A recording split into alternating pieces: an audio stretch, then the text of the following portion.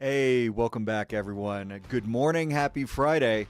I woke up this morning and I was looking for some videos that I thought we were going to have a fun time watching today. And I realized there's a live congressional hearing right now on UFO disclosure. And coincidentally, I was thinking about doing some stuff on, fringe topics, UFOs, Bigfoot, whatever. We'll see what we come up with. But I wanted to jump right into this whole UFO topic. So let's go ahead and join it. Another incident, the crew of a Navy aircraft carrier watched a small orange-red sphere rapidly descend from a high altitude of 100 to 200 yards directly above the flight deck of the CVN, or aircraft carrier. And since my reporting on this immaculate constellation last month, another source came forward who told me that they saw a roughly 13-minute long, high-definition, full-color video of a white orb UAP coming out of the ocean approximately 20 miles off the coast of Kuwait. It was filmed from a helicopter. Then halfway through the video, the person said the orb is joined by another orb that briefly comes into the frame from the left before rapidly moving again out of the frame. The person discovered the video on SIPR, the Secure Internet Protocol Router Network. Is there really a question about this at this point? Information. A leading UAP I mean, with all the videos out there, I know people fake it, but come on, man. John Greenwald told me last year that the U.S. government had been increasingly denying his request for UAP information. He has been doing FOIA requests for 27 years and has an archive of 3 million pages. The government has for decades denied any interest in UFOs, he told me, but the documents that he has assembled show that behind the scenes, it was a completely different story. Contrary to the hopes of many advocates of transparency, the government has been restricting more information since the leak of 3 UAP videos in 2017. The DoD organization AARO has been labeling many documents with a B7 exemption, which Greenwald says does not make any sense. They're stating that anything AARO does is involved in law enforcement investigation, which allows AARO to not release it. Greenwald says that the DoD has denied the existence of a UAP and ATIP-related records on multiple occasions, only to acknowledge them after an appeal was filed. He added that the Naval Air Systems Command in March 2022 stated they found no additional UAP videos. It seems strange that they had 3, and only those 3, but others group to seek out more places UAPs might be hiding. Then in September 2022, the Navy admitted that the UAP-related videos and photographs existed, but denied the request in full for their release, saying that the requested videos contain sensitive information that are classified and exempt from disclosure. The DoD will deny things on a Monday and then admit to it on a Friday. He said the government can and does release videos that protect secret methods of capturing it. They fall back on the sensitive platform excuse a lot, he said. However, the on-screen information can be blurred and scrubbed. The metadata can be removed.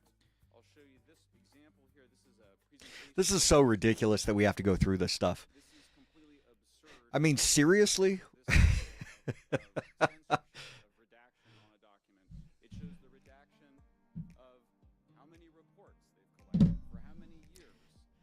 Dude, I get it if it's, national security, right? Whatever that means. But come on, man. Seriously? Absolutely. 100%.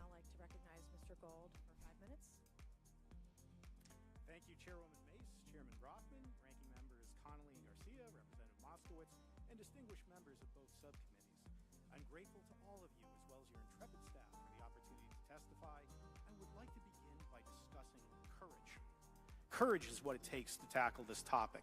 And courage in the face of adversity is what I see in front of me, beside me, and behind me. Per my introduction, I am currently the Chief Growth Officer at Redwire Space and have had several leadership positions at NASA. That being said, I want to be clear that I am speaking exclusively on my own behalf and not for Redwire, NASA, or any other organization. However, I am here today to speak out for science. Science requires data, which should be collected without bias or prejudice. Yet, whenever the topic of UAP arises, those who wish to explore the phenomena are often confronted with resistance and ridicule. For example, members of the NASA UAP Independent Study Team, particularly those in academia, were mocked and even threatened for simply having the temerity to engage in the study of UAP. Our best tool for unlocking the mystery of UAP is science, but we cannot conduct a proper inquiry if the stigma is so overwhelming that just daring to be part of a NASA research team elicits such a vitriolic response.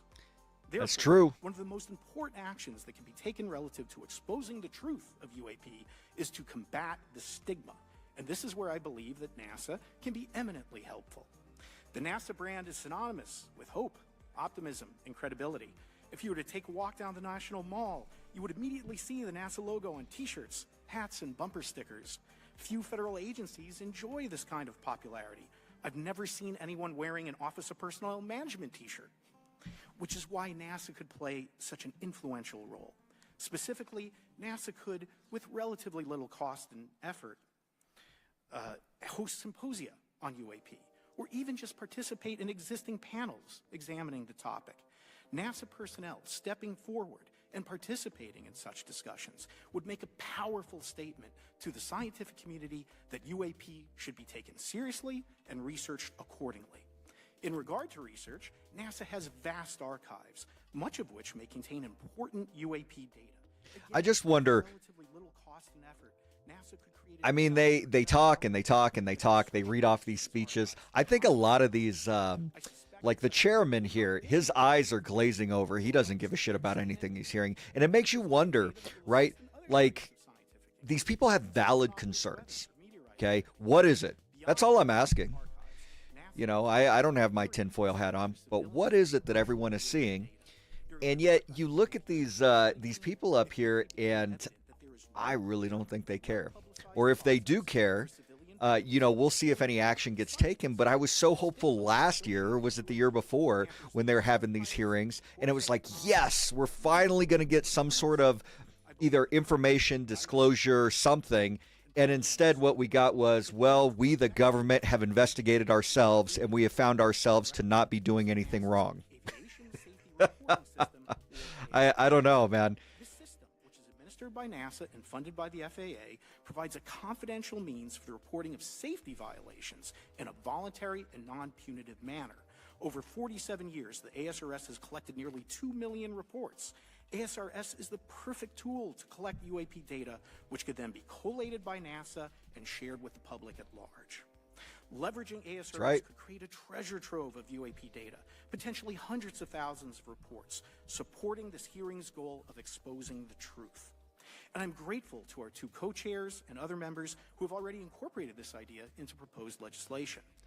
At this hearing, and as others have demonstrated, the UAP issue is justifiably... You know, another issue with this whole thing is, of course, they're going to listen to these people talk all day. I don't care about what any of the people on this side of the camera have to say, right? They have great points, but we've heard it over and over again. I want to hear why they haven't done anything at this time yet. I mean, just saying national security, which is what they always say, is a bullshit answer. This is 2025. Come on. Tell us what's out there. Tell us what you're doing about it or whatever. But don't treat us like we're stupid. Should be embraced, since whatever is Look at her. She doesn't even care. The chance to garner new knowledge should never be ignored. We must be thorough in collecting information, fearless in making conclusions, and open to following the data, no matter how mundane or extraordinary the results may be. I began this testimony by praising the Joint Subcommittee members for their courage, and I will end by echoing that sentiment. As the saying goes, the truth is out there. We just need to be bold enough and brave enough to face it. Absolutely. Thank you. Thank you. Thank So you all. get off your ass. I will now recognize myself for 5 minutes of questioning. I have a lot of questions, and I have a lot of witnesses. So I would Here we just go. ask if it's yes or no to please just tell me yes or no. If it requires more than that, be very succinct, because I would like to go down the line and ask as many questions as possible. So for the Admiral this morning first, former DoD official Chris Mellon reached out to you about satellite imagery from 2017 that depicts a UAP. What were the dates in 2017 when this occurred? I can't share with you the details, ma'am, but I can do it in a closed setting, and I can also tell you the agency that wrote a report on it. Okay, so who has the imagery? I can tell you that in a closed setting. Can you describe what was depicted in the satellite imagery? Just a description. It was a UAP, ma'am. Gee, That's thanks. it. No other description. The term that the analysts used, they called it the button. It was a disc-shaped object. Okay, where was it? I can't tell you that, ma'am. Okay. All right. Okay, Mr. Elizondo, you state in your Here we testimony go. that Lou. quote, advanced technologies not by our government or any other government are monitoring sensitive military installations around the globe, end quote. If these technologies are not made by any government, who's making them? Private companies, or are you implying they are crafted by a non-human intelligence?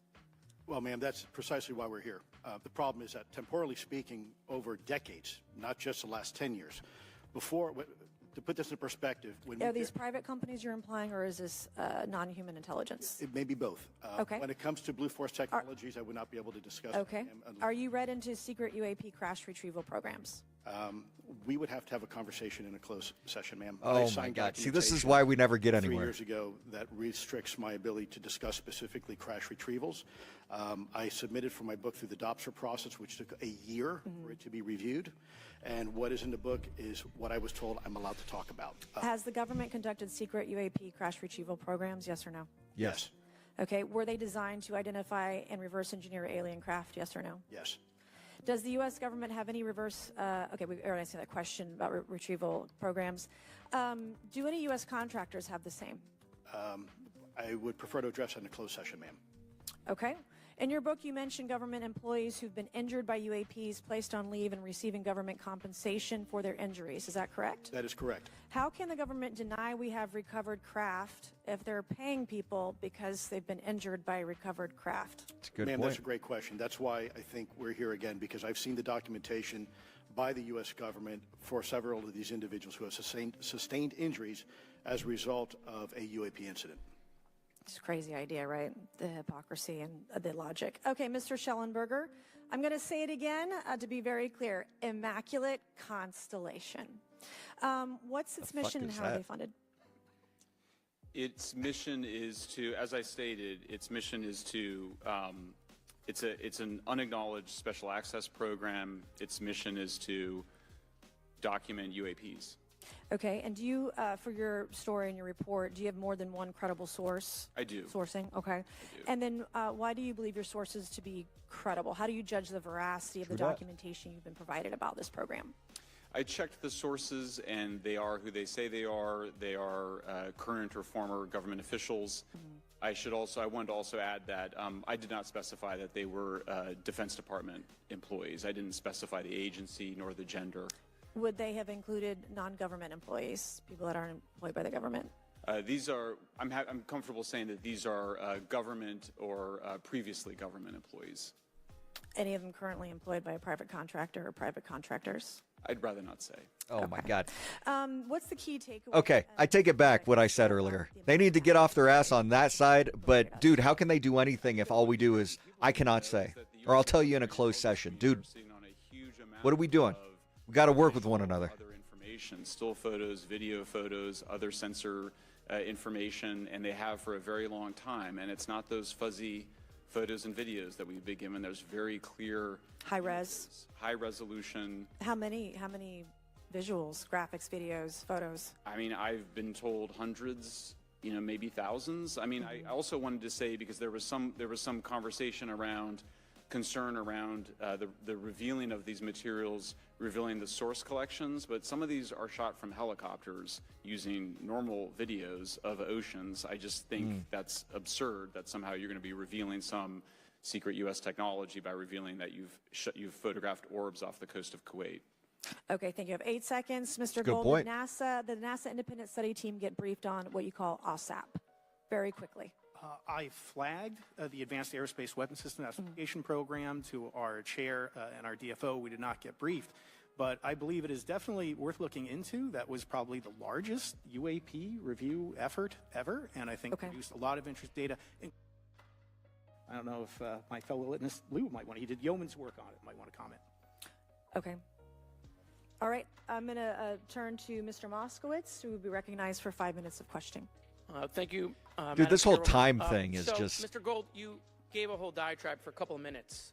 so little about time to talk about UAPs, stuff for such a big science, topic. data collection, stigma.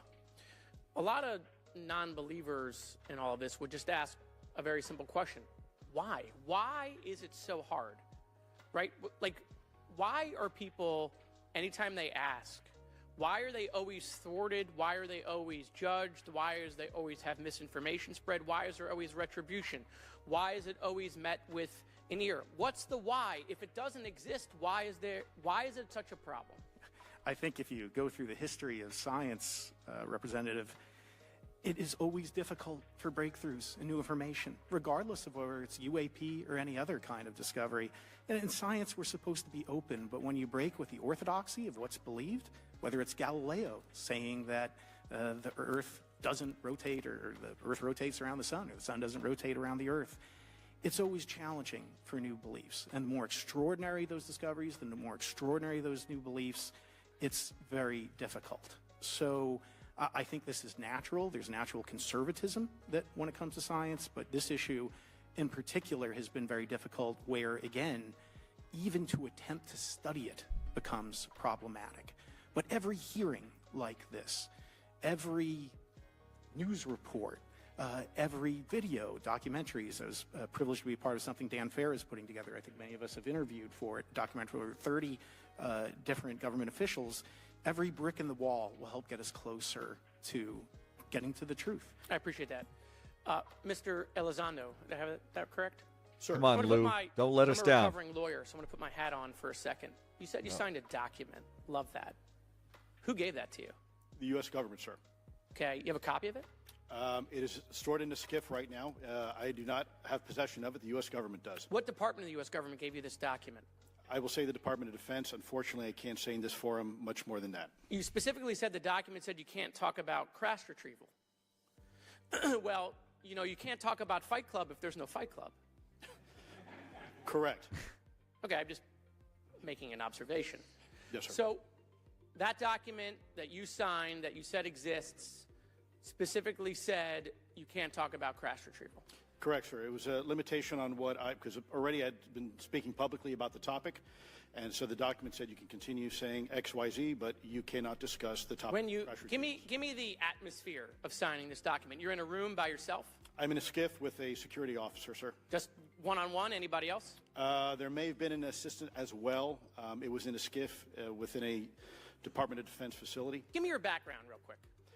My background is I went to school to study microbiology and immunology, entered into the U.S. Army, and after a very short stint in military intelligence, I became a counterintelligence special agent. As a civilian, later on I became a special agent in charge, running investigations in counterterrorism. Yeah, this guy's a big deal. Lou Elizondo, he's a heavy hitter in the field when it comes to UFOs. And then in 2009 timeframe, when I came back to the Pentagon after a tour with the Director of National Intelligence, I quickly became part of a program that was originally called Ausec that evolved into the program now called ATIP, which is where those videos that we now see, the Go Fast, the gimbal, the FLIR, that was part of our effort, sir. Right. So you're not some conspiracy theorist. You actually have a legitimate background. Well, sir, I'm certainly not a conspiracy theorist. I'm fact-based, just a fact. So when you're in this room, I want to paint the picture for everybody. You're in this room, you're by yourself, you're in a SCIF, you're handed a document. How long is the document? It's about a page front and back. So the hell does this have you to do with some anything? Things they call trigraphs, which I cannot, again, talk to. How long were you given to sign the document? As long as I needed, sir. And what if you didn't sign it? Well, I suspect there'd be repercussions. I wouldn't have access to certain information. Were you allowed to ask a lawyer, or weren't allowed to ask for a lawyer to review the document? It was an option, but they probably wouldn't have allowed me to, because the document itself was pretty explicit about you have to be. Wait, you're putting me in an interest. Let me try to thread the needle here. There are certain documents that we have in the U.S. government that allow people to have access to certain programs, whether it's a special, and I'm going to be very generic here, whether it's a special access program or a controlled access program, SAP, CAP, whatnot. How many people have to sign that document? It depends how many people are going to get access to the information, sir. Okay. Last question. Doctor, real quick, can you tell us about the Omaha incident in greater detail? I've read your background. Omaha. Right? Some people would label you as a member of the deep state since you worked in government for a long period of time. But can you tell us more about that incident? You've written a lot about that. I wrote a lot about incidents like it, Congressman, but that specific incident involved the USS Omaha, the littoral combat ship of the U.S. Navy operating off Southern California. I don't remember the exact date. It was within the last decade. And what the watchstanders on the bridge observed was a UAP, again, something that was aloft but had no observable exhaust or control surfaces. So it was something that couldn't be explained. And then they saw it enter the water from the atmosphere and going through the air-sea interface, and so thus exhibiting transmedium travel. Thank you. I yield back. Thank you. I'll now recognize Mr. Grothman for 5 minutes of questioning. Yeah, we'll start with Mr. Gallaudet. You know, I hate lawyers. During The guy was a kind of an previous asshole. UAP hearing, Navy Commander David Fravor discussed the TikTok object engaged in 2004. You familiar with the incident, the TikTok incident? Yes, sir. Hell yeah. That's almost 20 years ago, right? Yes, sir. It's been said there are more videos, documents, and reports related to this incident. Do you believe the information regarding the TikTok incident should be available to all members of Congress? And in your expertise, what reason would the Department of Defense possibly have for not releasing information that's over 20 years old? Thank you, Congressman. I don't think there's any good reason to withhold information and important data, especially of national security concern, from Congress. Well, what would they say? I will speculate, sir, that they don't want to share that kind of information because it reveals weaknesses in our ability to monitor and protect our airspace. Okay. In your written testimony, you claim last year's UAP hearing before this Oversight Committee confirmed that UAP-related information It is true. Right? I mean, the minute they release it, they have to acknowledge as the U.S. government that we don't know what it is. We also cannot really do anything to defend against it. Right? If we don't know what it is, we don't know how to combat it. It has capabilities that exceed anything we have in U.S. inventory. And so we are inferior when it comes to that, right? And the minute they release it, they do have to acknowledge that. I think that's the hang-up. I don't even think it's that people would necessarily be scared or anything. I mean, look, if these aliens wanted to come and destroy us or enslave us or whatever pop culture says, would they not have done it already? I mean, they have paintings of this stuff going back hundreds and hundreds and hundreds of years, and they're clearly UFOs in some of these paintings. And so, I mean, it seems like a lot of time for them to do whatever they needed to do. So, discredit on various UAP whistleblowers and witnesses to question their validity and credibility as witnesses. Okay. We'll go to Mr. Elizondo. Hope I got that right, or not at least Close not enough, that sir. right. You're familiar with the recent drone incursion over Langley Air Force Base? Yes, sir. The owners of these drones remain unclear. The U.S. military to give us in Congress an answer. Given your experience with the Department of Defense and the intelligence community, how frequently are UAP sightings over military installations? And secondly, I suppose hypothetically you could have incursions over just, say, regular airports. Is it obvious these incursions are more likely over military facilities than just a random airport out there? Yes, sir. There's definitely enough data to suggest that there is certainly some sort of relationship between sensitive U.S. military installations, also some of our nuclear equities, and also some of our Department of Energy sites. There is a long historical record that some of your colleagues may have, documentation that demonstrates this. This is not a new trend. This has been going on for decades, and that information has been obfuscated, unfortunately, from folks like you in this committee. And I think that's problematic because ultimately, at the end of the day, we have a significant situation here. We have something that can enter into U.S. airspace completely with no attribution. And how long is hey, Selena, how are you? Sir, I'm doing great. there's information that will hopefully be entered into the Can you record. think of any possible reason why they can't release? Selena, what do you information think about this whole something thing? 15 or 20 years old. I don't know if Sir, you're if I could familiar with echo, it. Looks like they're trying to get disclosure for UFOs here. I think one of the big issues that we have in the intelligence community, Department of Defense, is we don't want to broadcast any potential vulnerabilities or weaknesses in our national defense systems or on intelligence collection platforms. Therefore, when you have a conversation, Good. I'm glad to hear it. You address a problem for which there is no solution. It makes that a very uncomfortable conversation to have. Okay, we'll switch to Mr. Schellenberger. The primary reason you're here today is because you published an article on the news publication. How's my day been so far? Man, I appreciate you asking. My day has been, it's just getting started, actually. Come forward asserting I woke up, I figured we're going to watch some cool videos and kind of break them down, and then I see that we have this congressional hearing on UFO disclosure, and I got to be honest, like it sounds like kind of the same BS that we always hear, but yeah, I do. Well, Monday through Friday I stream. So, do you watch every day? Twitch, or what do you want? You're on Kick? Based on existing cases, it was new cases for me. I couldn't, at least I hadn't found anybody. So that answered for me that it was not obviously circular reporting, which is one of the big concerns in this space. I also had the name of the program confirmed by more than one additional source. So yeah, and then of course I checked to make sure that the source was who they claimed to be. Okay. I should also say that when I said before it was this database, it is a much broader program. Colorado. It includes human I'm from intelligence, Colorado. and you mentioned What about you? The retrieval and the Any knowledge of what country these things originated in? No, I have no idea. Okay. Okay, I will now recognize Mr. Burchett for 5 minutes of questions. Thank you, Chair Lady. I request unanimous consent to enter into the record documents provided to us regarding legacy UAP programs and psychological operations. Lou Elizondo. So ordered. God, these guys seem so uninterested. I think they're kind of like, oh, here we go again. They know nothing is going to get disclosed here. Mr. Elizondo, what is the last position? All right, your Lou, last position what do you with got the for federal us? Government? Sir, I was the director of National Oh, nice. Programs How's Special things in Management Virginia Staff, these days? Managing a White House Special Access Program on behalf of the National Security Council. How would you characterize UAPs? An enigma, sir, and a frustration. We're talking about technology. Boy, an enigma, no joke. Can outperform anything we have in our inventory. And if this was an adversarial technology, this would be an intelligence failure eclipsing that of 9/11 by an order of magnitude.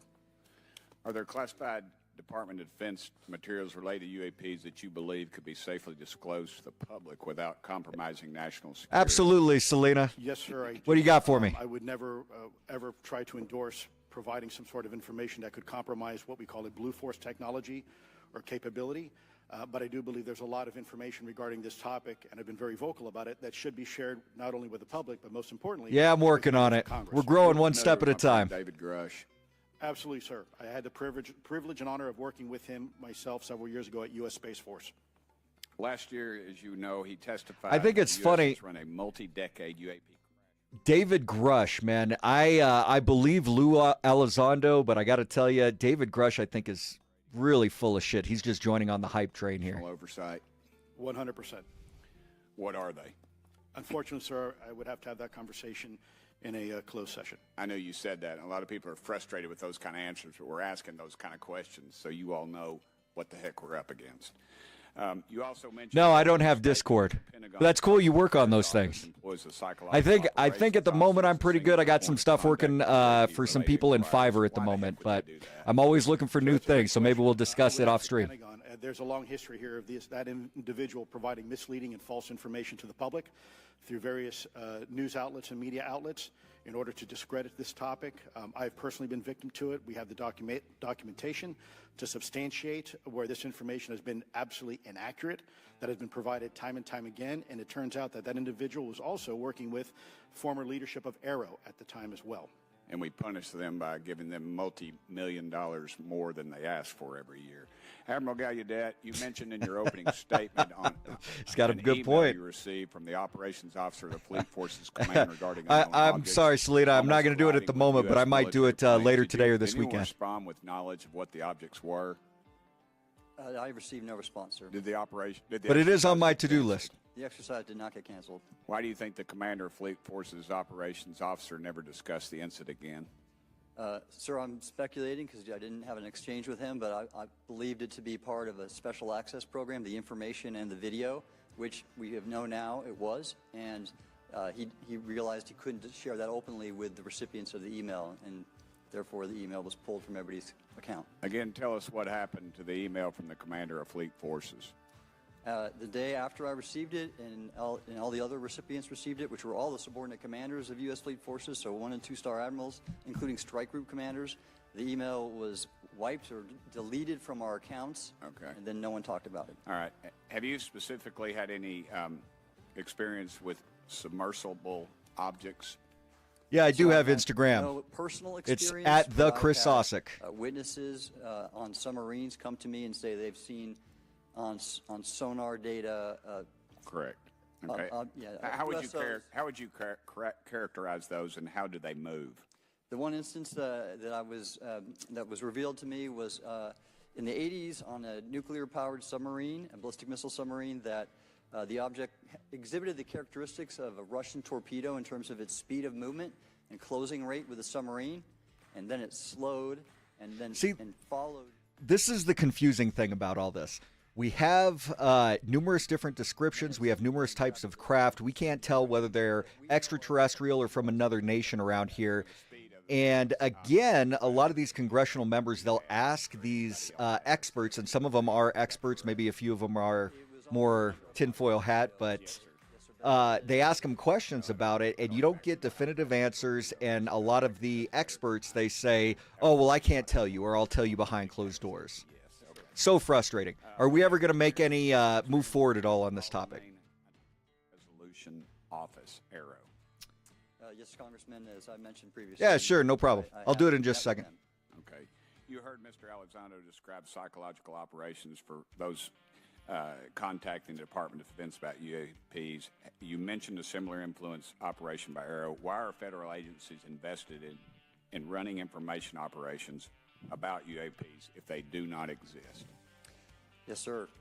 But I'll make a statement on Arrow's behalf. They have new leadership.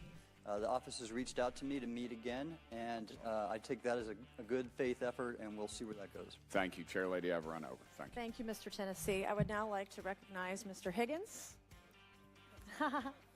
Oh, here we go. Let's see what he has to Mr. say. Higgins, you're recognized He for looks 5 minutes. completely uninterested.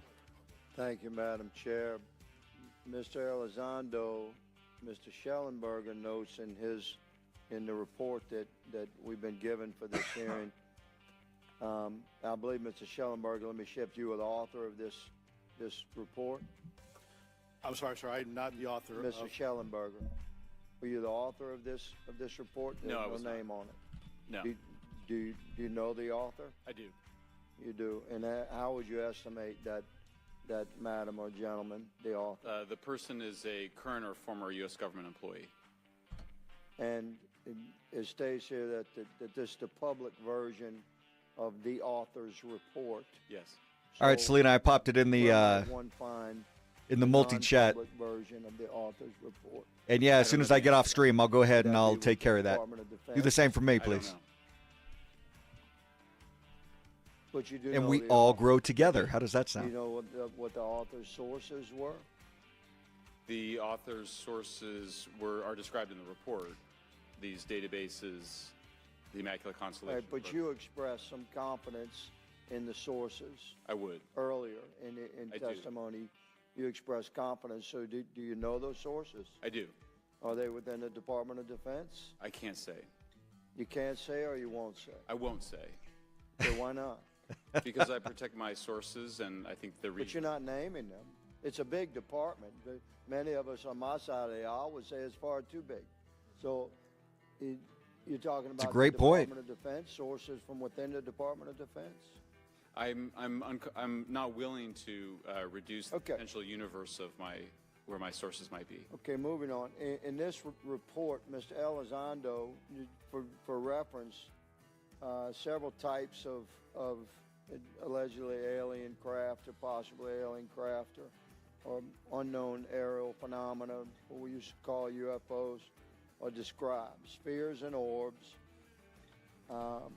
Cigar discs shapes. and saucers, oval or tic-tac, triangular shape, boomerang and arrowhead, and irregular or organic. Mr. Elizondo, does that summarize to you the types of craft that we're discussing today? Sir, that is a general morphology, historically speaking, of Okay, many UAP. so those descriptions are very different craft. Is it your assessment that they would come of different origins? It's possible, but it's also could be in sense a matter of utility. And let me just state for the record, I never read the report that or the article that Mr. Schellenberger put out. The reason That's a good point. We're just referencing it yes, sir. for descriptive purposes for the American people. Mr. Schellenberger, in this report, it's striking to me that regarding the descriptions of experiences with these various craft, several of them include biological effects and several do not. Are you familiar with what I'm talking about? Yes. Okay, so spheres and orbs, triangular craft, and irregular or organic craft include some descriptions of biological effects, including feelings of unease, electronic device malfunctions. True. Long-term psychological effects such as anxiety or insomnia have been noted, feeling of being watched, a shared awareness with the triangle craft, and under the irregular and organic craft, biological effects include physical sensations of warmth or cold and unexplained smells. I'll be back in just a second. Psychological distress. So these are very specific descriptions of the reactions of human beings, which allegedly have been noted from a study here, a report. All of those experiences would have been described by the sources that the author used. I'm not sure I understand. This is a very broad description of biological effects, and it's striking to me that they are present with relation to some types of craft, but absent in others. This would require a great deal of research and study. Can you explain that? My understanding is that this is the database is very large. It includes both the images, the videos, the still images, as well as the human intelligence, the reports, the raw data from individuals having these experiences. So in answer to your question, yeah, I mean, I think we're looking at a very large amount of data collected over many decades. And that data is held by the Department of Defense? Well, I will say that after I published, I was told that this program, that the USAP was actually managed by the Department of Defense but held at the White House. Roger but that. That's a single source, and I don't have multiple sources to verify that. Thank you, sir. I did my best All right, to sorry, trick guys. an answer out of you, but I was partially successful. Madam I got to be Chair, honest with you. I think that if I keep watching any more of this, my head is just going to explode. I don't know. I get really, really tired of, the back and forth, the double talk. One side is asking really great questions. The other side refuses to answer them and getting no movement. In fact, I almost feel like, here we go, just going through the song and dance, but nothing's ever going to change. Absolutely, Selena. I'll get it taken care of as soon as I get off stream. All right, so the next thing that we're going to look at, let's do something a little bit more lively. So there was a guy on Joe Rogan recently he had a YouTube channel called The Why Files. And in the spirit of doing all this today, when it comes to aliens and whatnot, let's see his latest video. Let's take a look together. I've never seen anything on The Why Files, but I mean, if he's on Joe Rogan, it must be pretty good, right? All right. This episode of The Why Files is brought to you by Factor. In 1972, 3 hikers discovered a hidden room carved into a wall of Chaco Canyon. The New Mexico desert was well over 100 degrees. Inside the cavern, the temperature was a comfortable 72. Artifacts were everywhere: pottery, tools, weapons. Experts dated everything to the 8th century. Every item except one. A compass-like object covered in symbols nobody recognized, made from an alloy that wouldn't exist for another 1,000 years. Within 48 hours, the National Security Agency seized the site. They called it Project Ancient Arrow. The NSA studied the room for months, then sealed it. 21 years later, a cave-in revealed the truth. This wasn't just a room, it was an entrance. Wow. Okay.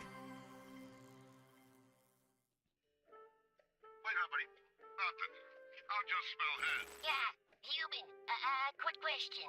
How many calories are there in air? What? I'm just trying to make sure I don't go over my daily limit. I'm part of the Body of Atlantis Ascension Fellowship. We're a fitness collective / lifestyle paradigm / energy alignment commune. You know, I'm glad to see this is going to be a little bit more lighthearted. You know, this, oh man, you know, this like heavy alien's going to take over the Earth. Again, like I said, I think my head was going to explode. So it's nice to see they have kind of a sense of humor about it. Gary says, once we achieve cellular emptiness level 2, we'll unlock vibrational purification. That sounds like a cult. Calm down now. Well, we're just very disciplined. We wear matching white shoes, perform synchronized breathing exercises with houseplants, and whisper our social security numbers into mason jars. And yesterday, Gary made us all sign over our possessions for spiritual cleansing. But the results speak for themselves. I can see through my own scales. You don't look so good. When was your last meal? Let's see. Monday I had a chia seed. Wednesday was a sniff of almond milk. And tomorrow, if I achieve transcendence level 4, I can have Sounds like one Scientology. pistachio. The red kind that make your lips look funny. You need real food. Why don't you try Factor's Calorie Smart Meals? Oh, did you just nut butter your way into today's sponsor? I sure did. Factor has delicious, ready-to-eat meals delivered right. You know, to your I door. admire anyone Fresh, never that is frozen able to just meals, roll chef-friendly right into their dishes, sponsor without making it so jarring. You know what I mean?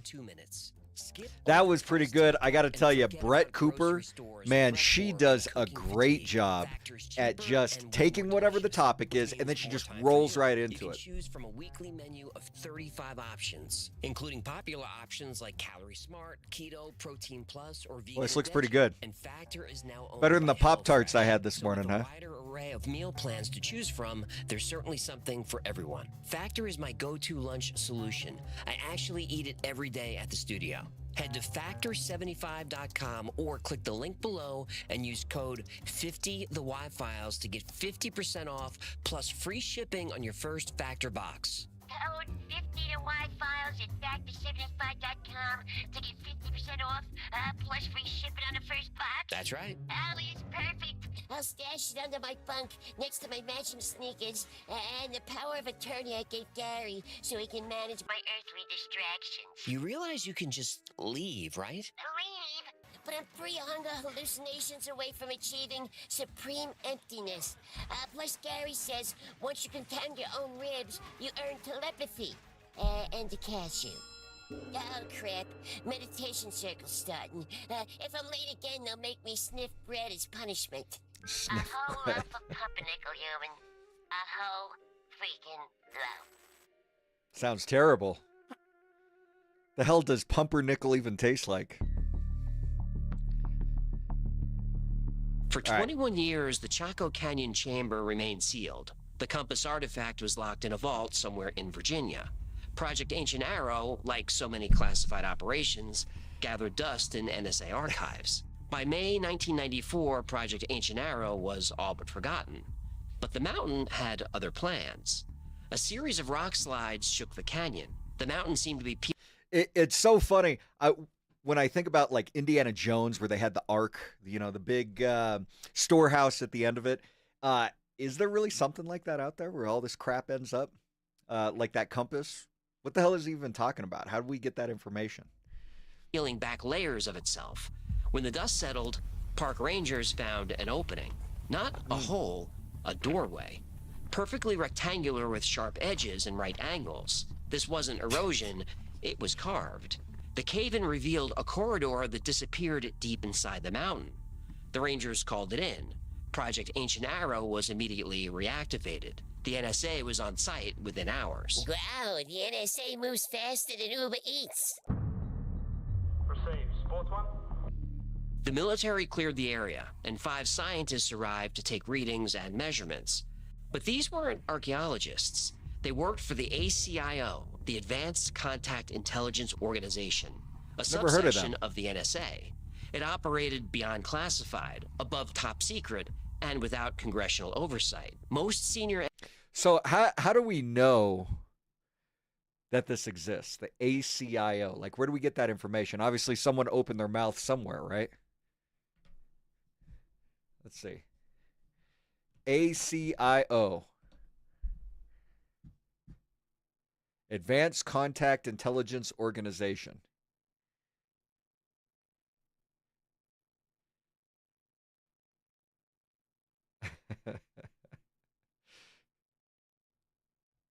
Intelligence reports.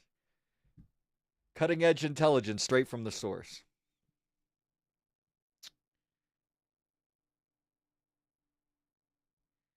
Okay. The ACIO is an international well, see, they said it was sub of the NSA. That wouldn't make it an international. So this one, International Intelligence Organization, based out of the Pine Gap military base in Australia. So that must not be the same one. ACIO. Yeah. Okay, whatever. I really hate information that I can't verify. Obviously, if it's supposed to be like uber secret, you wouldn't expect to be able to find something like that. But then again, we were watching something called the Y Files on YouTube, and they brought it up, right? So you would think there'd be some information somewhere, and I'm not seeing anything. NSA officials don't know it exists, and those who do don't acknowledge it. The ACIO likes it this way. Their specialty was technology that shouldn't exist on Earth, and this corridor was exactly their kind of problem. The passage spiraled upward through solid rock, not carved, melted. The walls were polished at the atomic level, covered in glowing symbols that seemed part of the stone itself. 23 chambers branched off at regular intervals. The spiral formed a perfect double helix, DNA carved in stone. So what do you think? Was that AI created? Every chamber contained artifacts, paintings using pigments nobody could identify, musical instruments that created frequencies humans couldn't hear, star charts drawn from somewhere else in the galaxy. The same symbols from the corridor were in every room. Chamber 23 was different, though. No symbols, no artwork, just one artifact, a small optical disc. It looked like a CD. What year was this? 1994. Probably an AOL disc. It wasn't an AOL CD. Are you sure? They were everywhere. It wasn't a CD at all. It just kind of looked like one. And scientists still assumed the disc contained digital information, but when they tried to read it, nothing worked. Lasers failed. Electron microscopes showed only a smooth surface. But under certain wavelengths of light, symbols appeared. Thousands of them, layered in three-dimensional patterns, the same symbols that covered the walls. The ACIO couldn't decipher it. They sent the disc to Virginia for analysis. After almost 2 years of analyzing the ancient Arrow site, the scientists thought they'd found everything. Then X-rays of Chamber 23 revealed something else. A trapdoor buried under 6 inches of debris. It covered a shaft dropping straight down 150 feet. Too narrow for a person, so they lowered cameras instead. That reminds me. I gotta schedule a colonoscopy. Okay, that's enough. What? Okay, now the Everyone fish is over starting to 50 irritate the should shit get out of me. one. Thank you for the PSA. Oh, yeah, that's right, fellas. Get your PSA checked, too, huh? I've got one paragraph left. Fine, go ahead. Sheesh, what a grouch. Chamber 24 was massive, 3 times bigger than any other room. 7 groups of symbols covered the wall in the most complex pattern they'd seen, but there was no way to reach it. The project stalled again. 2 years later, another discovery would show that ancient Arrow wasn't ancient at all. The discovery had nothing to do with the past. It had to do with the future.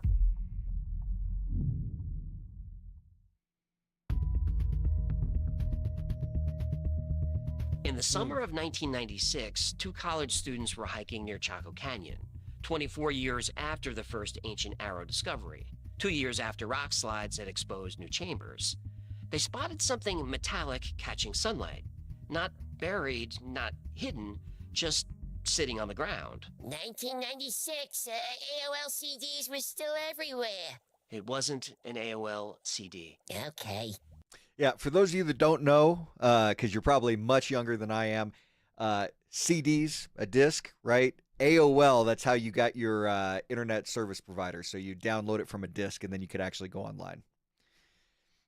Otherwise, you couldn't just get online, and no computers came with that stuff automatically. So The object was about the size of a shoebox and heavy like lead. Its surface showed a pattern of swirled gold and silver that was a three-dimensional map of the exact area where they stood. Strange symbols covered every inch of the object. Not carved or etched, the symbols were part of the metal itself. And as the students lifted the object from the sand, both collapsed at exactly the same time, like someone had flipped a switch. They weren't unconscious, they were inside a vision. What, did they eat mushrooms off this thing? No, I was in the desert, that's right. So, they probably ate peyote. no. They lick a frog. They didn't eat or lick anything. Just touching the box gave them a vision. But it gave them the same vision. A massive chamber system inside a mountain. 23 rooms in a spiral pattern. They could smell cool air and feel smooth. You know, it's really weird. This is not the first time I think we've heard of someone touching something they didn't know, like some sort of piece of technology, and then they get some sort of weird, like, trance state. The Rendlesham Forest, if you guys are familiar with that. I think that was a forest over near a military base in the UK, if I recall correctly, and they found what looked like a triangular craft that had landed in the middle of a forest. U.S. Air Force people found it, and one of them went over and touched it and apparently started seeing binary code, if I recall. Stone under their It's weird. feet. Strange symbols glowed on walls they'd never seen. They can hear footsteps echoing, their own footsteps walking through chambers that existed somewhere else. When the vision ended, both students were on their knees in the sand, gasping like they'd been underwater. The experience lasted a few seconds, but to them it felt like hours. They then wrapped the artifact carefully. Neither wanted another experience. Yeah, nothing's worse than a bad trip, am I right? I don't know what you're talking about. Come on, yes you do. Please, please, there are kids watching. Yeah, right. Sorry, kids. By bad trip, I just mean, a weekend in Portland. Be nice. Anyway, they brought the shoebox That would be a artifact to their terrible trip. archaeology professor. But when he touched it, nothing. No visions, no reaction. Whatever happened to his students didn't happen to him. He noted the unusual metal composition and the unknown symbols. He uploaded the findings to academic databases to see if anyone recognized this artifact. Unfortunately for the professor, somebody did. The internet was still new to most people in 1996, but it wasn't new to the NSA or its secret internal division, the ACIO. Since Ancient Arrow reopened in 1994, the ACIO had been monitoring public and private networks for certain keywords and images, unidentifiable symbols, unusual metal compositions, reports of induced visions. The professor's research triggered every alert. Within 4 hours, federal agents were in his office. They confiscated the artifact and made the professor sign a stack of non-disclosure forms. The agents added a few threats about national security, treason, and prison. Just to be clear, the object went directly to Dr. Jameson Neruda, ACIO's top linguist and technology specialist, the same man who'd been trying to decrypt the optical disc for 2 years. This artifact would show him what had been missing. The symbols weren't a language, they were instructions.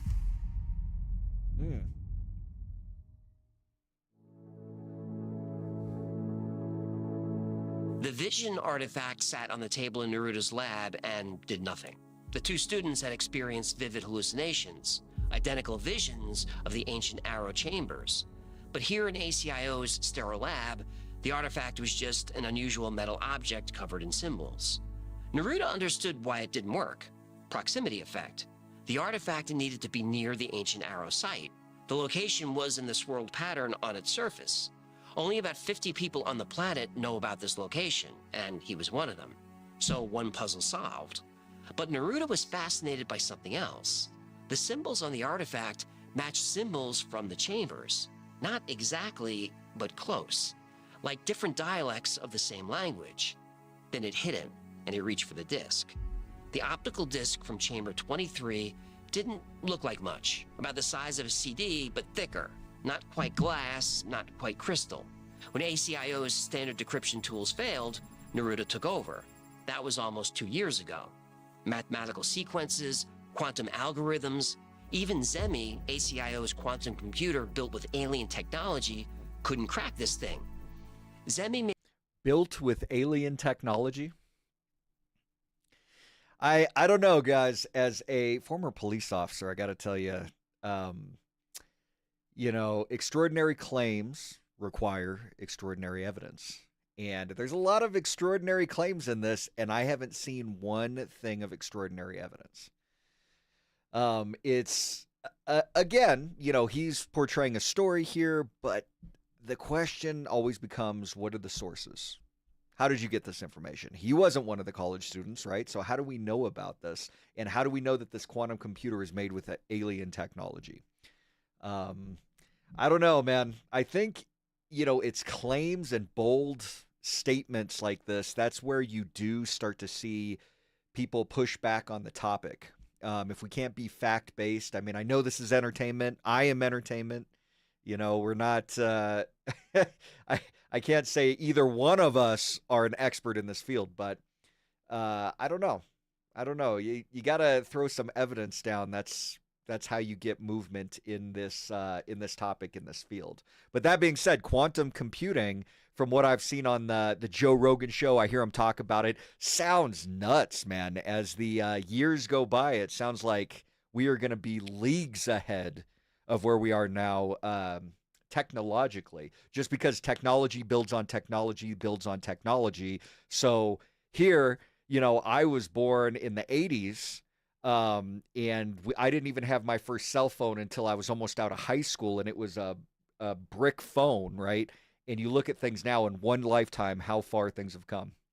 Absolutely the best crazy. Supercomputers on Earth look like pocket calculators. Still, nothing. What? Alien technology? Yep. The ACIO had an alliance with an alien race called the Cordium. Their home planet is 15,000 light years away. Cordium. Dr. Neruda was fluent in over 30 languages, plus 12 extinct ones. He was an expert in data encryption, compression, storage. He also possessed genius-level knowledge of mathematics, quantum systems, music, philosophy, biology, and cosmology. His IQ had been enhanced through genetic modification, standard procedure for core ACIO scientists. The modifications raised intelligence by 500 points or more, all courtesy of their alien partners. Neruda repeated himself, this time out loud. Different dialects of the same language. I'm sorry, did I hear that correctly? Raised his intelligence by 500 points or more? I mean, look, you might have to talk to me in simple terms, but I'm just kind of confused. What are the points on the scale? It didn't sound like he was talking about IQ. So it just raised his intelligence by 500 points? What? The symbols on the artifact weren't random. They formed a sequence. When he compared them to the chamber paintings, a pattern emerged. Each painting contained one unique symbol. The artifact showed him what order to arrange the symbols. Neruda input these symbols into ZEMI as ancient Sumerian words, spoken in sequence from chamber 1 to 23. Then ZEMI roared to life. 8,000 pages of data flooded the processors. Text, diagrams, star maps, genetic sequences, all with translations in English and 60 other languages. Dr. Neruda had been with ACIO for 15 years. Not only was he aware of alien races on Earth, he spoke 5 of their languages. He could read 4 more. He thought he'd seen everything. He did not see this coming. The creators of the disc called themselves Wingmakers. And the Wingmakers weren't aliens. They weren't an ancient civilization. They were humans from Earth. And they were sending us a warning from 750 years in the future. Yahtzee. Shh. Warning from the future, huh? So why was it on a disc like that? According to the disc, humanity... And 750 years doesn't seem like enough time for us to lose basic things like English. I mean, maybe, right? But I don't know. Some symbols, what they're showing us looks like complete gibberish. They developed time travel in the 20th century, not for exploration, for survival. These future humans were on a timeline where Earth gets invaded by synthetic beings called the Animus. The Animus were more than just machines. They were an android race with artificial intelligence. You know that from Assassin's Creed, driven by one right? obsession, to become soul carriers, to achieve immortality. But they lacked organic nervous systems, the very thing needed to carry a soul's higher frequency. So they needed our DNA, not just to reproduce, to evolve. And they didn't choose Earth randomly. We're a genetic library. Our DNA carries something rare in the universe, a full range of emotions, the key to the human soul. The Animus wanted our source code, the original blueprint of human genetics. And they'd been here before, 300 million years ago, and again about 9,000 years ago. Both times they found humans too primitive for their needs, but they were scheduled to return in 2011, and this time they'd find us useful. The timeline was specific. First, infiltration. They'd appear as friends, advanced beings here to help. They'd work with the United Nations to bring stability to Earth by creating a global governing body. One world government? Yep. The group is called the Incunabula. Another word for Illuminati. Yep. And their plan is to control the world's money supply and natural resources. These would be distributed by the Incunabula, who are android-human hybrids. And you uncheck Klaus Schwab for wires. They would implement a paperless electronic currency that tracks the spending habits of everyone on Earth. This would give the Incunabula insight into individual affairs and allow them to manipulate global events. By 2018, the Incunabula would be running the world. But this future could be avoided. The disc explained how. What we perceive as normal biology is actually a suppressed version of our full genetic potential. Humans have 23 pairs of chromosomes. The wingmakers claimed we can activate 24. And here's why that mattered. The Animus can only harvest from standard human DNA, our current 23 chromosome pairs. Humans with 24 activated chromosome pairs would be useless, like incompatible software. 7 sites around the world would trigger this activation. It could be done simply through meditation. As more people meditated, dormant DNA would activate. First 2 pairs, then 4, then 12, eventually all 24. And the disc had another solution. Use time travel to stop the Animus from ever finding Earth. So humanity had 2 defenses, one biological and one technological. Dr. Neruda understood the value of both options, but ACIO's leadership was split. Half wanted to use technology, half wanted transformation. Neruda was caught in the middle, but he knew he'd have to make a choice. And the choice wasn't just about technology versus consciousness, it was about who decides humanity's future.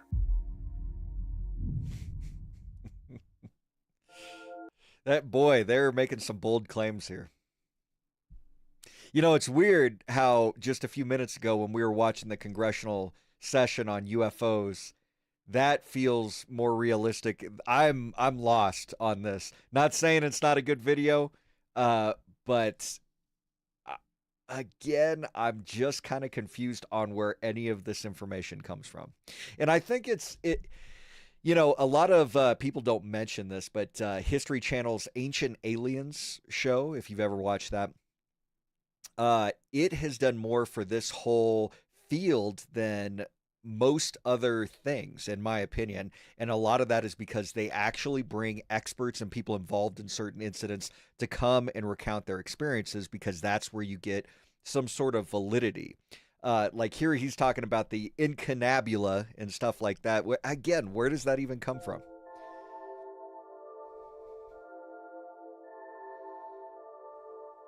Within ACIO operated in...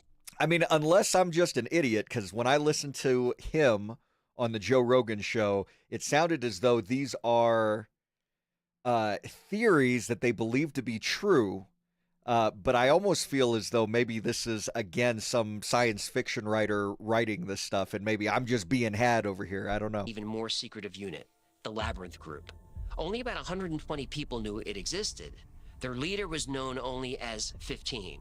No one used real names at that level. 15 had created the Labyrinth Group with one purpose: develop blank slate technology, BST. This is time travel that could alter the past, not just observe it. Yeah, finally they can go back and tell Fox not to cancel Firefly. Yeah, I think they'd rather use the technology I agree to with avoid the alien fish. invasion. Sure. But while you're back there, kill two birds. Aliens and Fox executives. With the help of the Cordian, the Labyrinth Group had been working on time travel since 1963. The Cordian provided everything: the quantum computers, the genetic modifications that gave ACIO scientists their enhanced abilities. The Cordium also warned about the Animus threat decades before the disk confirmed it. And the Labyrinth Group had accumulated wealth outside government oversight. They had more money than most small nations, all focused on time travel. Because if you can travel back and change key events, you can prevent the Animus from ever finding Earth, change the right moment in the past, and the future threat disappears. But now the Wingmakers offered a different solution: evolution through consciousness instead of technology, becoming something the Animus couldn't use instead of erasing them from a timeline. Two paths, both claimed to save humanity. 15 saw them as complementary: use both, develop BST while activating dormant DNA, cover all bases. Dr. Neruda saw it differently. The more he learned about the Wingmakers' philosophy, the more he questioned changing the past. The Wingmakers weren't just sharing technology, they were teaching transformation. For 3 years, Neruda had translated the Wingmakers' information, the technical data, the philosophical writings, the warnings. With each translation, something changed inside him. The Wingmakers weren't just sharing information, they were selecting their spokesman, him. When he reported this belief to his superiors, the response was immediate: psychiatric evaluation, security review. 15 decided Neruda's growing belief in consciousness-based evolution could not be allowed to spread through the ACIO. The solution was simple: give Neruda an MRP, Memory Restructure Procedure. This would erase his memories of the Ancient Arrow Project. Standard protocol for personnel. Why did it have handles on it? Compromised. It's kind of weird. Neruda had done these procedures himself. It was routine. Colleagues returned to work with gaps in their memories, confused but compliant. Now it was his turn. The MRP was scheduled for 3 weeks later, December 15th, 1997. He marked it on his calendar. He put his own mind wipe in his calendar? Yep. Tuesday, dentist. Wednesday, mind wipe. Thursday, yoga. That guy's got ice water in his veins. He did, but he was not going to let them take his memories. He had 3 weeks to come up with a plan.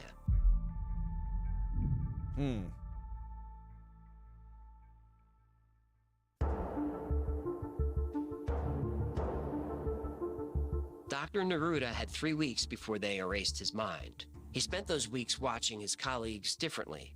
Brilliant minds trapped in a philosophy of control. Every problem required a technological solution. Every threat demanded superior firepower. The idea that humanity might transform itself through consciousness, that seemed impossible. But consciousness was the one thing the Animus couldn't harvest. Synthetic beings needed genetic material, not awareness. The Wingmakers understood this.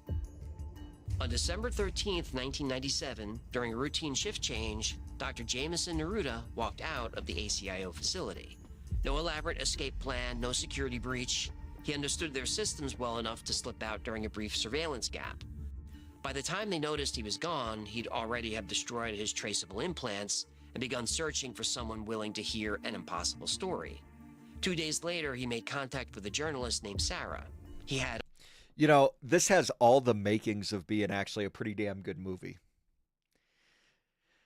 Again, reality, boy, we're stretching it here, but I don't know. I mean, it sounds creative. I'm sure it's kind of been done before, but maybe that's the point, right? Like, a lot of this stuff is supposed to be a little bit based in reality. I don't know. I'd go see that movie. A lot of information to share, and less than 12 hours before the next remote viewing sweep would find him. Remote viewing sweep? Oh, yeah. The ACIO had a team of psychics on staff. Yeah, of course they did. There's so much more to the story, which is why we'll be revisiting it from time to time. Anyway, Neruda promised to tell Sarah everything about the ACIO, the Labyrinth Group, the Cordium Alliance, humanity's hidden history and potential future, but most importantly, who the Wingmakers were and what they really wanted. They weren't time travelers trying to save humanity from invasion. They were teachers. The Animus threat was real, but it served a larger purpose. Crisis forces evolution. The approaching danger would push humanity to activate dormant capabilities, not through technology, through higher consciousness. Then humans would be useless to the Animus. Neruda had 12 hours to convince Sarah, 12 hours to plant the seeds of transformation, 12 hours before the ACIO found him and took his mind.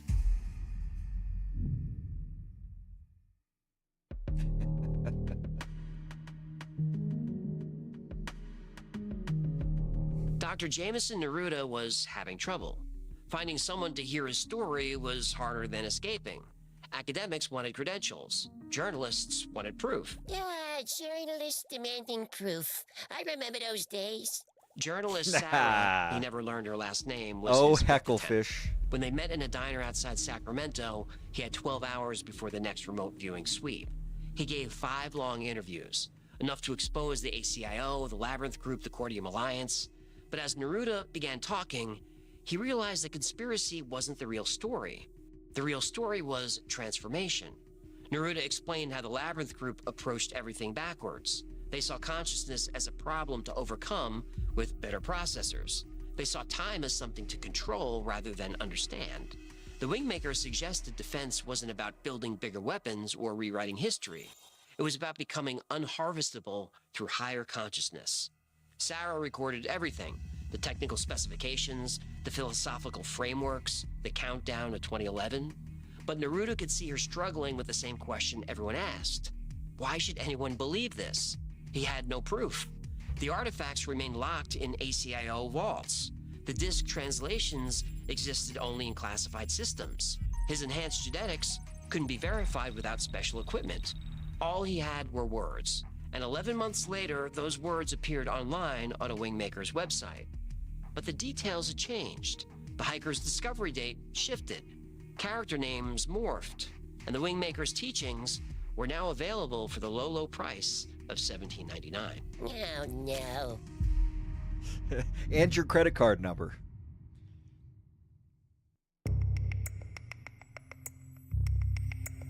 The man behind the Wingmaker's website called himself James. Later, he'd reveal...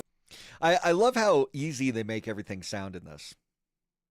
You just need to transform consciousness, and you will be protected. And yet, I don't know. Yesterday, I watched the news, and I got to tell you, humanity is not known for transforming consciousness, nor meditating, right? I think most people, that's just not in their wheelhouse. They don't want to change their mind. They're set in their ways.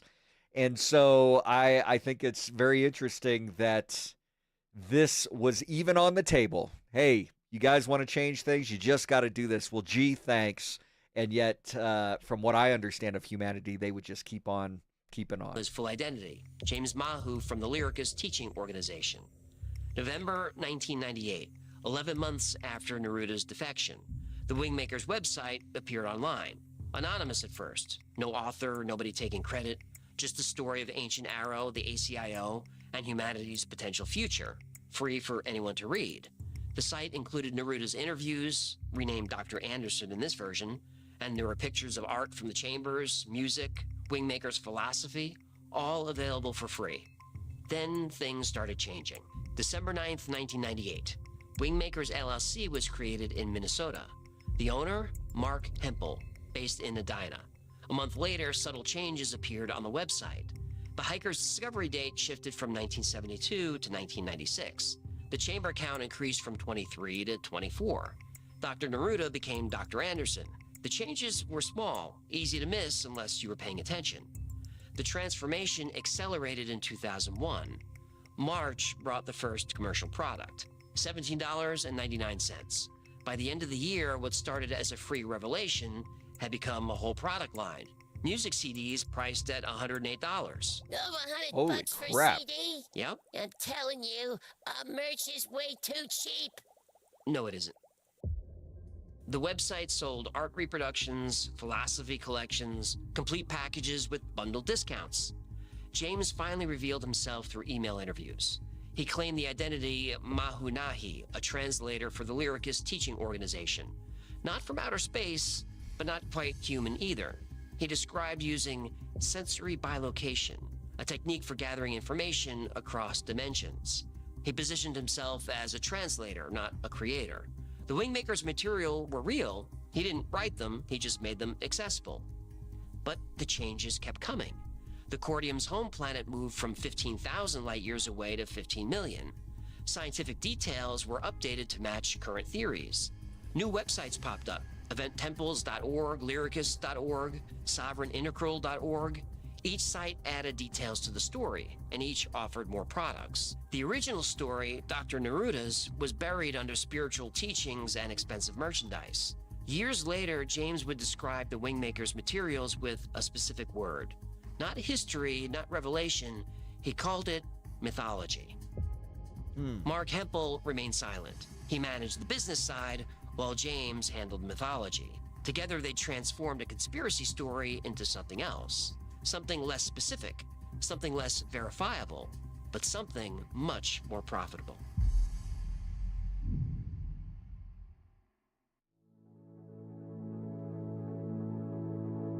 We've got desert canyons with secret labs, time-traveling humans warning about synthetic invaders, alien alliances, DNA activation, humanity's salvation through consciousness. The Wingmaker story has it all, and we just scratched the surface. But is any of this true? Well, the New Mexico Cultural Resources Information System contains no record of any ancient arrow site. Over 800 archaeological projects have been documented near Chaco Canyon since 1952. Not one project mentions mysterious chambers. No museum anywhere has a single Wingmaker artifact. No peer-reviewed paper discussed the discovery. The NSA has never acknowledged an advanced contact intelligence organization. ACIO appears on no documentation, classified or declassified. Yeah, but if ACIO is real, they cover their tracks. That's true, but so are the story contradictions. The Wayback Machine shows all the changes to the dates, names, locations. These aren't clarifications, they're rewrites. Then there's the money. Wingmakers LLC, registered December 1998. Free content transformed into premium products. The Wingmakers revelation had become a business model. But despite all the problems with the story and all the products for sale, the Wingmakers built a devoted following. 25 years later, there is... Isn't it funny? Sounds a lot like Scientology to me. I mean, right? You have the founder of Scientology. What the heck was his name? God, it escapes me at the moment. But anyway, I think he's written more things than anyone else. He holds the Guinness Book of World Records for just writing in general. But more than that, he was a science fiction writer. And then all of a sudden, one day he comes up with Dianetics. And that was essentially, let me see if I get this right. Eons ago, an alien race took a prisoner in pink armor, put him on Earth, and threw him into a volcano, and spirits erupted, and now those spirits get into you, and you have to hold these cans and confess your sins.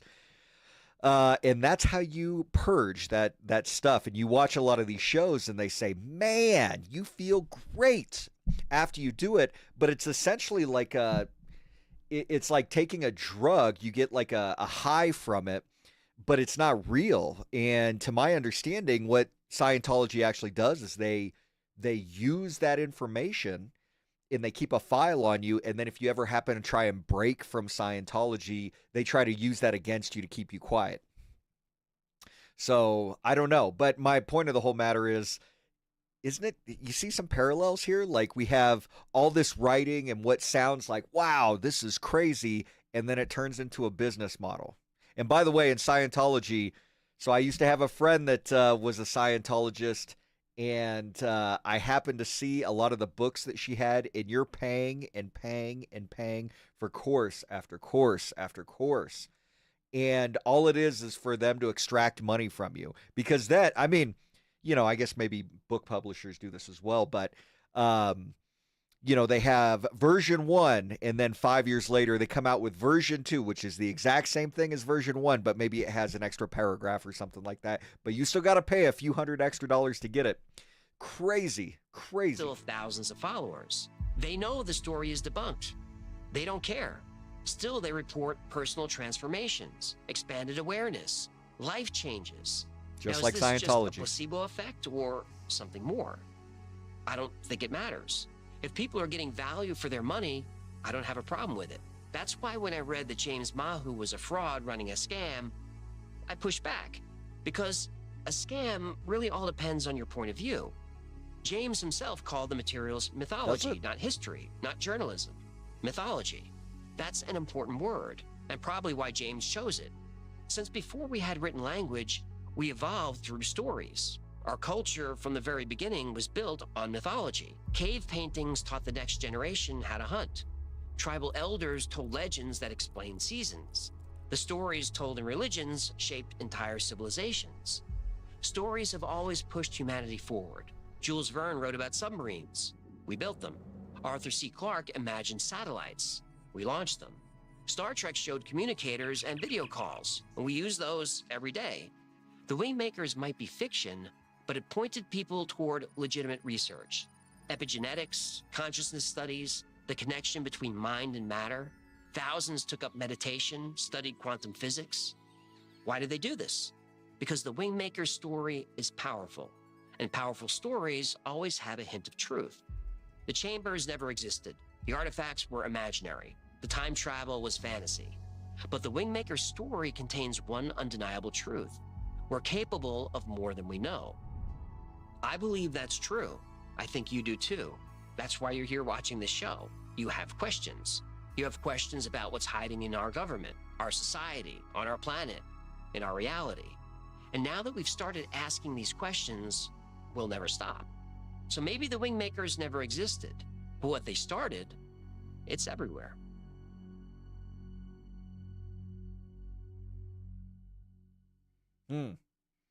Okay. Thank you so much for hanging out with me today. My name is AJ. That's Cyclefish. This has been the Y-Files. If you had fun or learned anything, do him a favor, subscribe, comment, like, share. That stuff really helps us out. And like most topics we cover in the channel, today's was recommended by you. So if there's a story you'd like to see or learn more about, go to theyfiles.com/tips. And there's a lot more to the Wingmaker story. Remember, the Y-Files is also a podcast. Twice a week, I post deep dives into the stories we cover in the channel and also post episodes that wouldn't be allowed on the channel. It's called the Y-Files Operation Podcast, and it's available everywhere. And if you're into podcasts, I'd appreciate a like or a follow or however that works. Well, there you go, guys. I think that video is interesting. I'm going to give a like. If nothing else, I was entertained for about 30 minutes, and I hope you give it a like as well. That being said, it kind of goes back to exactly what I said at the beginning. Extraordinary claims require extraordinary evidence. And he claims that it was debunked and that it's a scam, and maybe he pushed against it because it gives people value. But at the same time, where I push back on that is, again, you look at cults. And if you go and talk to someone that's actively involved in a cult, they believe it with all their heart and soul. But I don't think that I would venture and say, well, so that cult is okay because it gives people value. Ultimately, they are getting sucked. Their life and money and resources and everything are getting sucked away from them and funneled to the cult leader, who is typically taking advantage of them. There's numerous examples of that.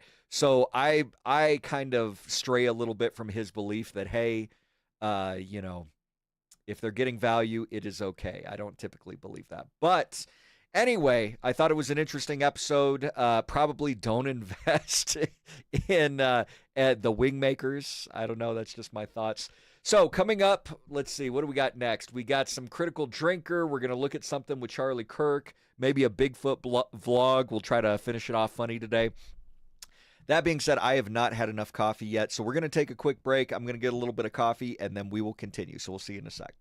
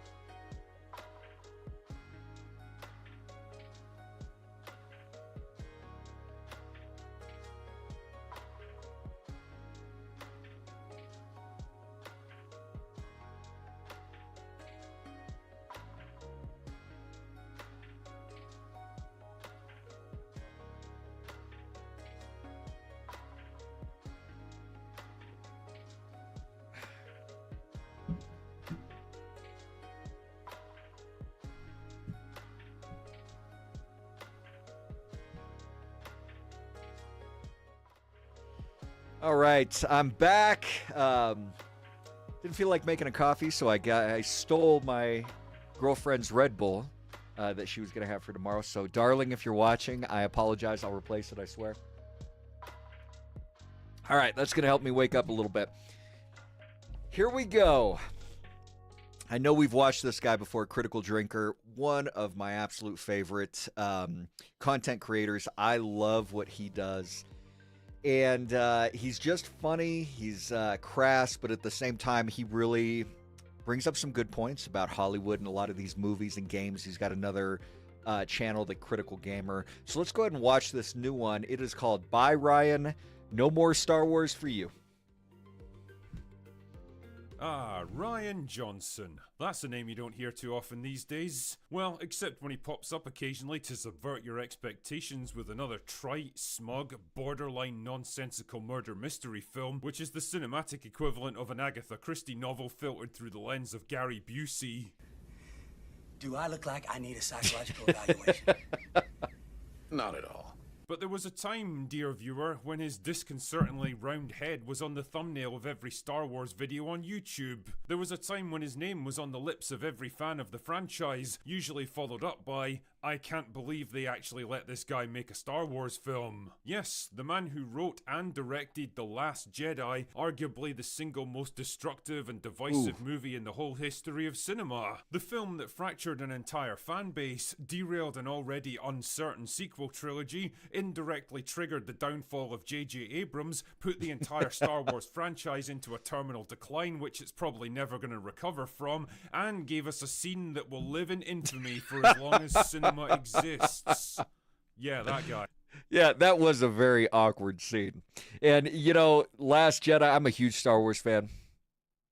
And I like to think that I'll do my best to enjoy Star Wars. I'm not one of those really toxic ones, although there's some very toxic Star Wars fans. The criticism for that movie, pretty well deserved, actually. Not Acolyte bad, but still pretty bad. The movie itself was bad enough, but it was Ryan's attitude that really seemed to rile people up. From openly mocking the fan backlash and sniping at people on social media with passive-aggressive clapbacks, to casually dismissing any criticism of The Last Jedi, no matter how well informed or intentioned, the guy just absolutely wouldn't give an inch to anyone. The film in his mind was literal perfection, and if you couldn't see that, then you were clearly too stupid to occupy the same planet as his cosmic genius. Really? It wasn't just cope, it was an active declaration of war against reality itself. He almost seemed to get off on the hatred directed towards him in his film, like his whole objective from the start wasn't to entertain but to enrage. And well, mission accomplished, I guess. Now, you might think that any studio executive with even a grain of common sense would see Johnson for the nuclear-grade liability that he was, and quietly shuffle him off into obscurity. But leave it to everyone's favourite case study for the Dunning-Kruger effect, Kathleen Kennedy, to take the most logical course of action and do the exact opposites. Before The Last Jedi had even hit the cinemas, Kennedy was hyping Johnson up as the future of Star Wars. He wasn't just doing this film, he was working on a whole trilogy of movies that would truly unleash his creative genius. You sure about that? You sure about that? And from her point of view at least, you can kind of see why he was so appealing at the time. TLJ, for all its faults, was one of the few Star Wars projects that didn't cause her any major headaches during production. The film arrived on time and on budget, with no major conflicts or disasters to speak of. Johnson apparently shares her political sensibilities and her commitment to the message. Plus he seems like kind of a pussy, so I'm sure he would have been more than happy to implement all her dumb as fuck ideas. But even yeah, but you know, I mean, I hear all of that. And she does seem like the person that would bite off on all of that.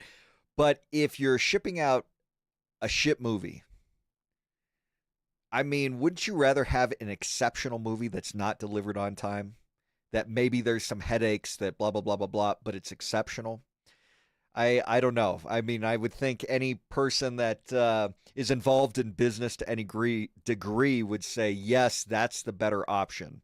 On the flip side, she's made some catastrophic fuck-ups recently, so I mean, who knows? And once The Last Jedi released and the full magnitude of the disaster became obvious even to the most disconnected of executives, Kennedy doggedly stuck to her guns, insisting that Rian was her man and his trilogy was absolutely going to happen. Now, these days the announcement of a new Star Wars project carries about as much weight as Ariana Grande, but back in 2018, before Lucasfilm had a list of failed movies longer than my arm, this was still a big deal, and people took it seriously. If this round-headed narcissist could cripple the franchise with just a single film, imagine how much more damage he could do with 3 of the fucking things. It's a bold strategy, Cotton. Let's see if it pays off for him. But as would eventually become a laughably predictable pattern for Lucasfilm, months slowly turned into years and nothing more was heard about Rian's mythical trilogy. What was it going to be about? What era would it be set in? What characters would it deal with? Was it even going to be in the same galaxy?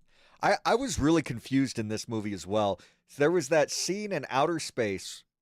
I swear it's this one where Leia gets sucked out into outer space and she looks like she's going to die, and then she somehow uses the Force to come back in and it saves her life.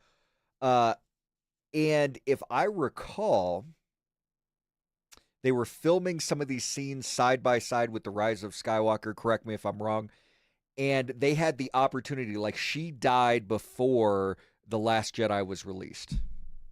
Isn't that right? And I remember thinking to myself, well, why didn't they just redo the scenes to make it as though she died right there? It just made more sense than this whole, oh, she flies through outer space with the Force. As Star Wars. Nobody knew, least of all Kathleen Kennedy, who for years continued to promise everyone who would listen that Rian was still working on it, that it was all still gonna happen, that she wasn't desperately throwing shit against a wall and hoping that something would stick. Then, a few days ago, Rian himself finally confirmed what we all knew for years. His trilogy was never gonna happen. Oh no! What happened? Nothing really happened with it. We had a great time working together and they said, let's keep doing it. I said, great. I would kick ideas around with Kathy. The short version is, Knives Out happened. I went off and made Knives Out and it was off to the races, busy making murder mysteries. Bullshit! Yeah, I'm not really sure I buy the whole I was just too busy excuse. Rian's released a grand total of 2 movies in the past 7 years. He's not exactly snowed under with work. It doesn't take a genius to surmise what really happened all those years ago. Everyone at Lucasfilm was flying high in the run-up to TLJ's release, expecting it to be an even bigger hit than The Force Awakens, the grand sequel that would finally bury the legacy of old Star Wars and cement the success of Kennedy's new vision for the franchise. Then, when the exact opposite happened, they were thrown into panic modes. Even someone as stubbornly retarded as Kathleen Kennedy would have to know that pushing ahead with a whole trilogy of movies overseen by a guy less popular than the fucking Ebola virus was something that even she couldn't afford to indulge in. On the other hand, publicly firing him or cancelling his trilogy would mean acknowledging the failure of TLJ, and by extension herself for approving it in the first place, and so instead she did... well, nothing at all. She just kept kicking the can down the road, vaguely alluding to the trilogy still being worked on, while desperately hoping that people would either forget about it, or Rian would find something else to do. Any excuse they could use for why his trilogy couldn't happen. Oh yeah, he had amazing ideas, and we were all behind him, and the fans were super excited for more of Rian's version of Star Wars, but we just couldn't get the scheduling to work out. What can you do, eh? Right. You serious? You know, it's a testament to the lasting damage that one movie did that even now, almost a decade later, it's still such a toxic and volatile subject that everyone involved is still making excuses for it. You'd think so long after the dust has settled, Rian himself might allow time for just a little bit of introspection and honesty about the film he made. Maybe acknowledge that TLJ wasn't quite the cinematic perfection they all believed it to be, and that's why he's never going to work in the Star Wars franchise again. But nah, that would involve showing a tiny bit of humility and self-reflection, and just like 8 years ago when the backlash and criticism first began, his ego just won't allow for it. Better instead to just plow ahead with your little murder mystery films. I mean, the best thing I can say about the Knives Out movies is that, well, at least they keep him from fucking up any more franchises. So farewell, dear Rian. Whatever anyone else might say about you, you definitely made your mark on Star Wars, that's for sure. Anyway, that's all I've got for today. Go away now. You know, I think Drinker's right here. I mean, I guess I hadn't really thought about it before, but Man, The Last Jedi really was the nexus for a lot of the bad stuff we have in Star Wars these days. Because when The Force Awakens came out, everyone loved it. You had a few of those people, including George Lucas, who said, well, this is just a reskin of A New Hope. And I can see their take on that. But I don't remember any backlash. I really like The Force Awakens. And then this one came out. And I guess what my problem was, and I think most people would agree with you on that, or agree in general, is just that, man, they destroyed Luke Skywalker as a legacy character. They turned him into this closed off hermit. And I think, wasn't he supposed to be the chosen one? I don't know. Vader was before him, or Anakin.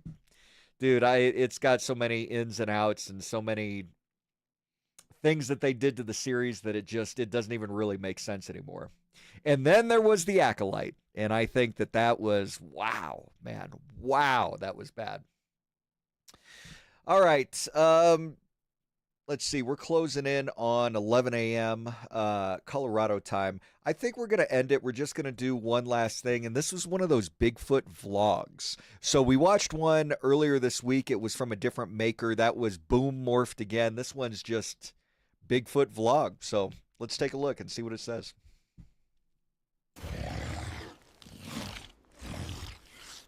Attacked by a Wendigo. I found this strange creature eating a deer. I got it on film. What the? Hey everyone, it's your boy Yeti. Another cold day out here in the wilderness, and let's see what adventures we can find. I keep finding these dead animals everywhere, all clawed up. It's really strange, even for out here. Alone in the snow, just me and my thoughts, a winter's tale. Look what I just found, a camera and this orange beanie. I wonder who these belong to. So what do you think of my new hat? Does it suit me? Hey guys, check this out. I found these huge claw marks on this tree. What do you think could have made these? I'm finding all these dead animals. And what's a grizzly bear doing out this time of year? Anyway, guys, the ice bath helps my circulation, reduces inflammation, and really boosts my mood for the whole day. Well, it looks like another late night. I got a little bit lost again.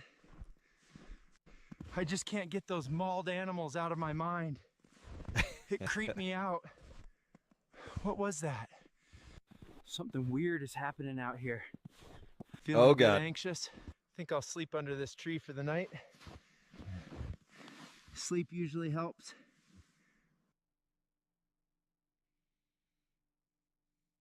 I'm finding dead animals clawed by what is probably a big bear everywhere. Here are some more dead critters that have been clawed. You know, there's nothing I love more than a good old squirrel on a stick. It's the best. Squirrel on a stick, oh squirrel on a stick, so yummy and good. Maybe I should have been a singer. Squirrel on a stick, that's my kind of treat. Out here in the woods, can't be beat. Found some mushrooms. I'm gonna bring them back to the cabin, cook them up. I'm still hungry. Hey Lobo, guess what? I got some nice fresh rabbits for you today. You're gonna love them. How did this guy come up with this concept? Bigfoot walking around with like a selfie stick recording himself. I mean, that is only a revelation that could have while you're seriously on something, I think. But love it. Enjoy, Lobo.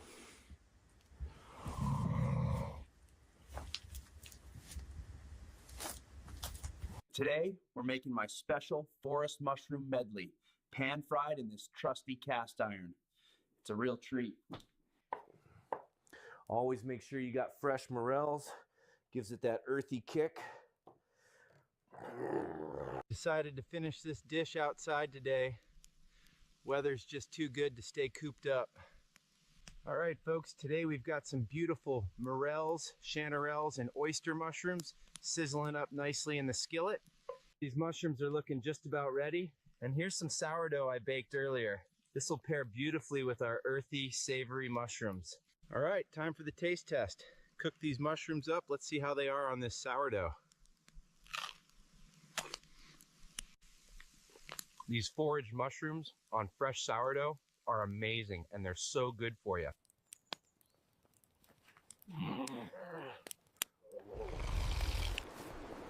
Oh God. That is an ugly looking creature.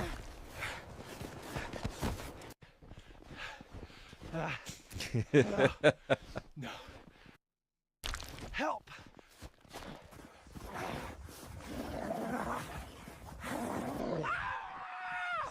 Jumped down the snowy mountain. I was being chased by that thing.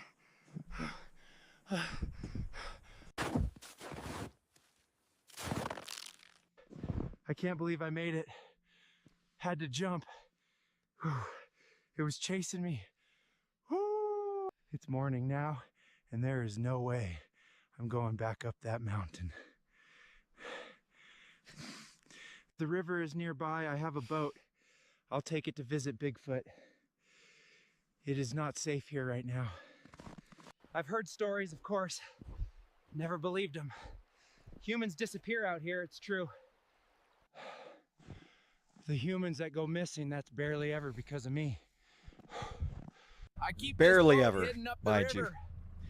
Borrowed it from a human years ago. He probably doesn't even remember. We're getting closer to Bigfoot's place now. I can almost smell the Sasquatch. I'm still in shock about what happened last night. I hope Bigfoot is at home. Whew. This is quite a climb. Let's see if he's around. But are you home? It's Yeti. I know you're in there, buddy. It's a nice house Hey, for everyone, Bigfoot. Yeti here. Look who I found. Bigfoot. We've got so much to catch up on. And this thing with antlers started chasing me through the snow. Antlers? You mean like a deer? I'm being very serious. There's some kind of strange creature out there. Yeah, I've been finding dead animals everywhere recently. All right, so we agree. Tonight's the night. We find that thing. Oh, they're gonna Yeah, beat this the hiker, crap out of right, the had Wendigo. all this camera gear. I figure we can wear it, get some sweet footage. All right, Lobo, you gotta stay in the cabin tonight, okay, buddy? You're a good boy. Let's find this thing! It's hardcore. We believe the creature has been in both the forest and the snow, and there might even be two of them.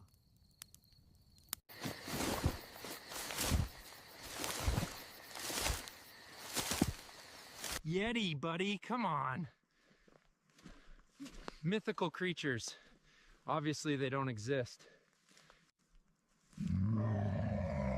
Did you see that? What was it? Sounds like something big.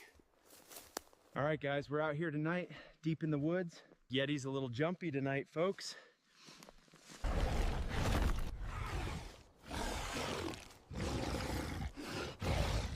Here we go. That is one ugly looking thing. God, is he doing a vlog Bigfoot. too? Oh, okay. Bigfoot, where are you? Bigfoot. Bigfoot. Bigfoot, where are you? I've lost Yeti. I think something's out here. Ah, it's got me. Get away from me.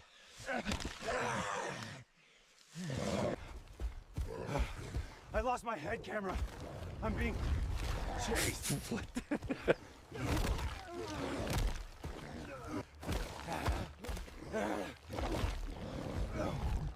Oh man, let's get a bear in the mix. It just came out of nowhere, attacked me. Then this bear, this huge bear, just took it out. Last night was pretty crazy, guys. We're both a bit banged up, so we're hitting this cold plunge to recover. We're gonna check Bigfoot's old books, find out what that creature was. We're both pretty sore. It seems to be called a Wendigo, according to these scriptures. According to this, a Wendigo is a malevolent spirit, often associated with cannibalism and insatiable greed. A creature of shadow and ice, a whisper in the wind that hungers. So it wasn't a deer.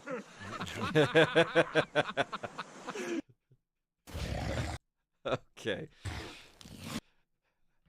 Well, that was certainly interesting. Give that one a like. That's called Bigfoot Vlog. Man, it's amazing what AI can do these days. I mean, the fact that they make it up. I think I heard recently that the guy that makes these videos, he puts the information on how to make them online. And I think I'm going to look at that and just see how it's done, like how much time actually goes into it, because it seems like a pretty cool product. But anyway, we'll have to see. Well, guys, it's been fun hanging out with you today. I am going to take off and enjoy my weekend. I will be back here bright and early. Well, I guess not so early. Monday, I'm going to be streaming at 4 p.m. Mountain Time. And so I will see you on Monday. I hope you guys have a wonderful weekend and enjoy yourselves. Enjoy the beautiful weather, and we'll see you next week. Take care.